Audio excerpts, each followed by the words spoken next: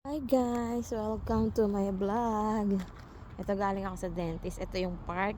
May libreng book. Pwede kang magbasa-basa habang nakaupo ka dyan.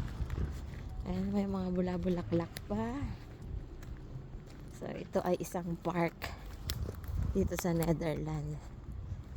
Ito, dito napupunta yung aming mga binabayarang tax. Ayan, may mga palaruan ng bata. Ikot-ikot. Maganda naman siya. Tapos ayan, may mga upuan. Doon yung dentist ko. Doon.